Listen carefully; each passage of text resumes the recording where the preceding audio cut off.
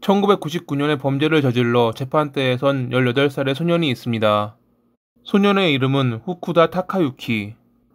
그는 성범죄를 목적으로 배수 검사관으로 가장 침입해 집안에 있던 모녀를 살해한 나쁜 사람이었습니다. 잔인한 범죄였지만 미성년자라는 이유로 그는 1심에서 무기징역을 선고받았고 본인 역시 끽해야 7년 안에 나갈 수 있으리라 생각했습니다. 하지만 그가 반성하는 태도를 보이기는커녕 친구들에게 장난기 어린 편지를 보내고 도라에몽이 어떻게 해줄 줄 알았다라는 식의 진술을 되풀이하자 대법원은 상고심에서 파기환송을 결정, 항소심에서 그는 결국 사형을 선고받았죠.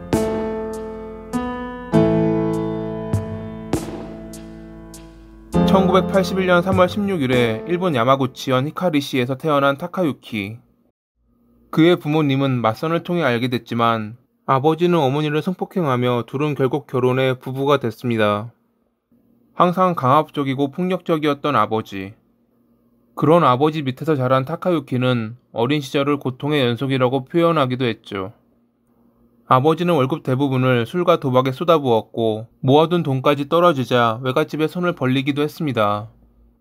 술에 취하지 않는 평소에도 아버지는 어머니에게 폭력을 가했고 이를 말리려는 타카유키 역시 함께 괴롭힘 당했죠. 심지어 바다에 일부러 빠뜨려 나오려는 것을 방해하거나 목욕탕에서 거꾸로 들려 물에 잠기는 등 아버지의 폭력은 끝이 없었습니다. 이러한 아버지 때문에 어머니는 갈수록 우울증이 악화됐고 결국 타카유키가 중학교에 들어갈 무렵 스스로 목숨을 끊었습니다. 당시 그 모습을 발견한 아버지는 아들에게 어머니를 땅에 내린 뒤 몸을 닦으라 시켰다고 합니다. 후에 살인죄로 체포될 당시 타카유키는 정신감정을 받았는데 18살임에도 불구하고 정신연령은 12살 시점에 멈춰 있었다고 하니 아마 이것은 어머니의 죽음과 연관이 있었을지도 모르겠습니다. 어머니가 돌아가신 뒤 아버지는 필리핀 여성과 재혼했고 예전보다 폭력의 수위는 낮아지긴 했습니다. 하지만 이미 타카유키의 내면은 병들어 있었죠. 그의 병든 내면은 성행위에 관한 삐뚤어진 관점으로 변화되기 시작합니다. 중학교 3학년 때부터 그는 매일 친구들과 성에 관한 이야기를 나누는 등 성행위에 강한 흥미를 느꼈습니다. 물론 이 나이대의 남성은 성에 관한 호기심이 왕성한 나이이긴 합니다. 하지만 그의 호기심은 무언가 어긋나 있었고 성 충동이 쌓여갈수록 누군가에게 강제로 해소해야겠다는 생각을 가지게 됩니다. 이러한 그의 어긋난 충동은 고등학교를 졸업할 무렵 최고조에 이르렀습니다. 1999년 초에 고등학교를 졸업한 뒤 4월에 지역 배관공사 회사에 취직했지만 10일도 안 되어 결근하고 친구들과 놀기 바빴던 타카유키. 4월 14일 이날도 결근하고 친구들과 놀다 점심을 먹은 뒤 홀로 인근 아파트 단지로 향했던 그는 미인인 사모님과 억지로 성행위를 하고 싶다라는 망상과 그런 일이 정말 될까라는 현실 사이에서 갈등을 느끼고 있었습니다. 그리고 결국 그는 이를 버리기로 결심했죠. 마침 출근한다는 거짓말을 하고 나온 상태라 작업복 차림이었던 그는 테이프 등을 챙겨 배수검사 때문에 왔다며 아파트를 돌아다녔습니다. 초인종을 눌러 젊은 주부가 홀로 있는 집을 물색하는 동안 사람들이 아무도 자신을 의심하지 않자 그는 점차 정말로 성행위를 할 수 있을지도 몰라 라는 생각을 가졌고 14시 20분 무렵 문을 열어준 야요이라는 여성을 범행 대상으로 삼았죠. 집 안에는 11개월 된 그녀의 딸이 있었지만 그는 개의치 않았습니다. 배수 검사를 하며 눈치를 살피던 타카유키는 결국 그녀를 뒤에서 껴안았지만 거센 저항에 화가 나 교살하기에 이릅니다. 하지만 이에 그치지 않고 처음 목적인 성행위를 위해 시간까지 했던 그는 이미 인간이 아닌 한 마리의 짐승이었습니다. 자신의 욕망을 해소한 짐승은 야요이의 딸이 울고 있는 것을 발견했고 혹여 자신의 범행이 들통날까 두려워 아이마저 교살했죠. 그 뒤 자신이 만졌던 장소에 세척제 스프레이를 뿌려 지문을 지운 뒤 수사에 혼선을 주기 위해 시신을 벽장 하단에 숨기고 지갑 등을 훔쳐 달아난 타카유키. 그는 훔친 돈으로 게임카드와 과자를 샀고 친구의 집과 오락실을 전전했다고 합니다.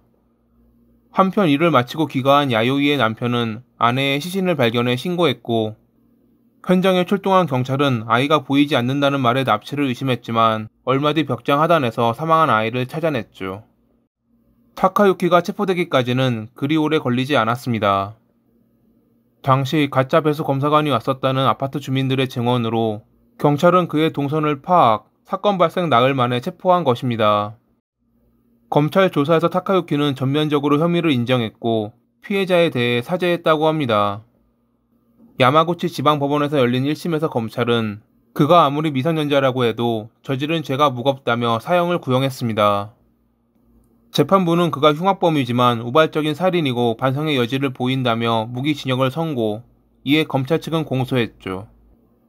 히로시마 고등법원에서 열린 재판에서 타카유키의 변호사는 다음과 같이 말하며 변론했습니다. 범행 당시 그는 강간 목적이 아니라 상냥하게 대해달라는 생각에 응석을 부리며 뒤에서 껴안은 것이다. 아이 역시 살해하려는 의도보다는 울음을 그치게 하려고 목에 나비매듭을 묶어주었다. 시간을 했던 것은 죽은 여성의 몸에 남성의 것이 들어가면 부활한다는 마계 환생이라는 소설에 나오는 부활 의식을 따라한 것이다.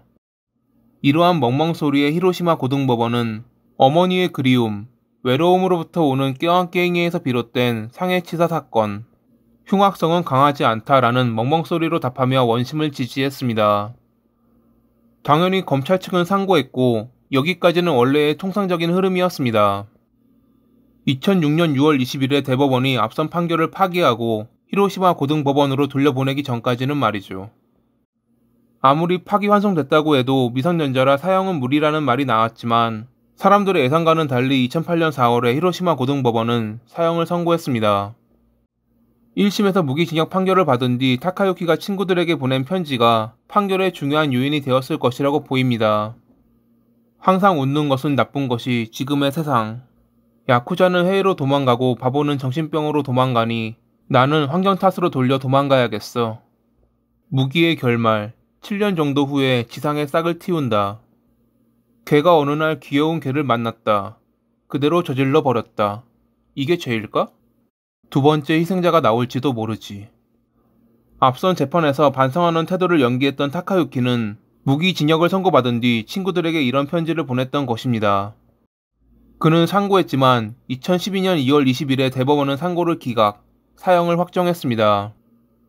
여담으로 타카유키의 아버지는 아들이 우연히 범죄를 저지른 것이지 자신과는 관련이 없다는 태도를 보였다고 합니다. 그의 유년 시절이 안타깝긴 하지만 그것이 그가 저지른 죄의 면책 사유가 되지는 않습니다. 현재 히로시마 구치소에 수감돼 사형이 집행될 날을 기다리고 있는 타카유키. 끝까지 반성하지 않는 태도를 보인 그가 하루빨리 지옥으로 가길 바라며 이만 마칩니다. 오늘도 시청해주셔서 감사합니다.